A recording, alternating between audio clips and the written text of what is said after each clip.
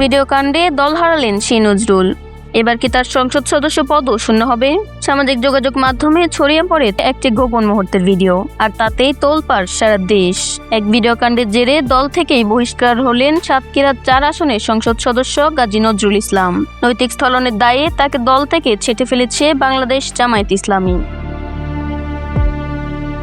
কিন্তু ঘটনা কি শুধু দলীয় বহিষ্কারেই সীমাবদ্ধ?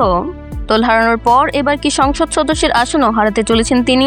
ঠিক কি বলছে দেশের সংবিধান আর আইন বিশেষজ্ঞরা? বাংলাদেশ সংবিধানের 70 নম্বর অনুচ্ছেদ অনুযায়ী কোনো সংসদ সদস্য যদি নিজ দল থেকে পদত্যাগ করেন অথবা সংসদে দলের বিরুদ্ধে ভোট দেন তবেই তার আসন শূন্য হবে।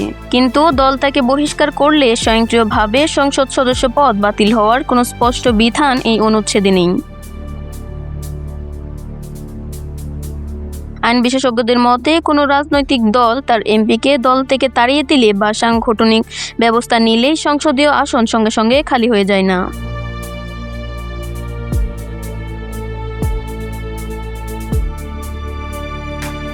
অন্যদিকে সুপ্রিম কোর্টের সিনিয়র আইনজীবী শিশির মনির বলেন, গাজী নজরুলের সংসদ সদস্য পদ থাকছে না। তিনি ফেসবুকে লেখেন, সংবিধানের 70 অনুচ্ছেদে আছে পদত্যাগ, তিনি হয়েছেন বহিষ্কার। জামায়াত নির্বাচন কমিশনকে জানিয়ে দিচ্ছে, কারণ নৈতিক স্থলন।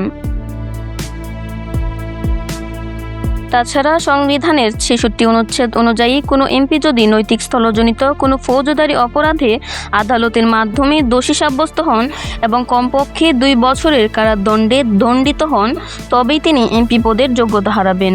জামায়াত তার বিরুদ্ধে দলের অভ্যন্তরে নৈতিক স্থলনের প্রমাণ পেয়েছে। ইতিমধ্যে গাজী নজরুলের বিরুদ্ধে তার গাড়ি চালক হত্যা চেষ্টা মামলাও করেছেন। অর্থাৎ দলীয় বহিষ্কার দেশ নির্বাচন কমিশনে পৌঁছালেও শুধু আইনি দণ্ড ছাড়া এই মুহূর্তে সরাসরি এমপি পদ হারানোর কোনো সুযোগ নেই। তবে আদালত যদি ভবিষ্যতে এই ঘটনার বিচারিক নিষ্পত্তি করে কোনো সাজা দেয় তবেই শেষ হবে গাজী নজরুলের সংসদীয় যাত্রা। ভিডিও কাণ্ডে দল তো হারালেন, এবার নজরুল আদালতের দিকে। নজরুলের এমপি পদ থাকছে নাকি শূন্য হতে চলেছে?